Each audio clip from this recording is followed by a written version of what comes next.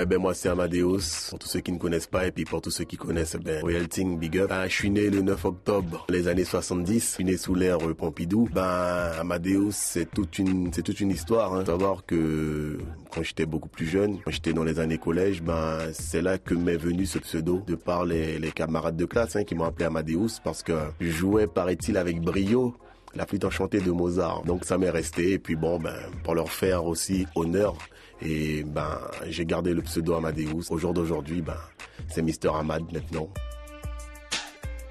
Tendez moi tendez ça qui fait mobile parler pour sortir. Mobile base à une réflexion. Une information.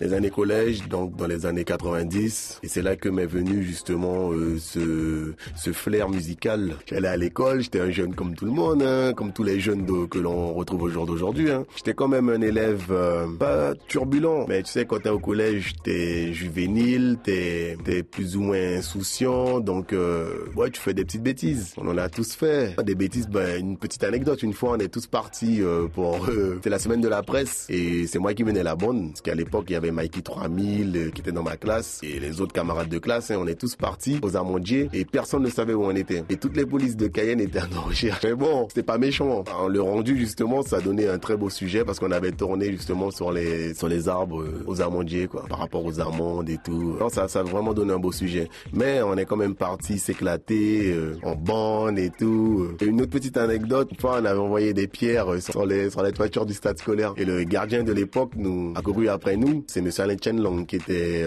surveillant au collège Eugène Nonon. Je me rappelle, je me vois encore en train de dire, après avoir envoyé les pierres sur les toitures du stade scolaire, je vois Alain qui vient avec une petite liste devant ma classe qui dit il y a Caberia, il y a Bodi, il y a Xavier dessus, il y a Atiko, tous les gars de l'époque Et on était tous convoqués et ensuite après on a été réprimandés par nos parents Mais bon, c'était pas méchant parce que vu que ceux que je vois au jour d'aujourd'hui sont passés à un niveau je dirais high level. Non, mais c'était ambiance bon enfant. Mais on avait quand même cette conscience de l'école parce qu'on savait très bien que le support éducatif était très important. Et surtout que pour notre avenir, on savait très bien que l'école, c'était important. Et je remercie quand même mes parents parce que mes parents, surtout ma mère, elle a été derrière moi. On a des volets, j'ai pris des volets tout grands. J'ai pas honte de le dire, moi, prends coup. Tu sais, tant que t'es chez tes parents, pas gain histoire à des majors, frère.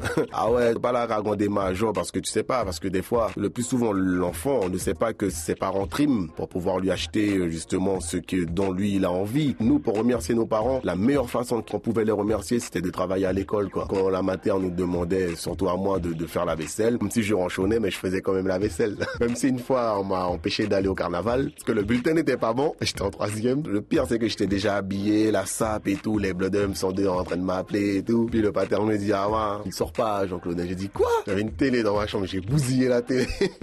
On était loin des écrans plats. Les années lycée, ça devient plus sérieux, on a plus de poils, la voix change, on change en maturité. Forcément, c'est là qu'on rencontre les petites copines, des Mega Drive qui donnaient, donc on a délaissé la Mega Drive pour plus aller dans les petites amourettes, des petits rendez-vous et tout. Et puis maintenant, après, ça a été celui qui a le meilleur style, que c'était déjà à la mode. Je merci, j'ai toujours eu un petit style, même si c'était des lobos que j'avais dans mes pieds, mais mes lobos m'allaient. Oui, j'ai mis des lobos, j'ai pas honte de le dire. Je me suis quand même bien éclaté à l'école, surtout que en 96, il y a eu la grande révolte des lycéens, donc j'ai fait partie. Non, j'ai pas cassé de magasin, j'étais pas de ceux-là, j'étais de ceux qui se battaient pour le rectorat de Guyane. La personne d'Alain Charles, puis tous les autres, Dimitri Gouard, Keita Stephenson, et je ne saurais même citer tout le monde. Non, on était quand même là, on a montré qu'on était quand même une jeunesse qui savait ce qu'elle voulait, et une jeunesse dynamique.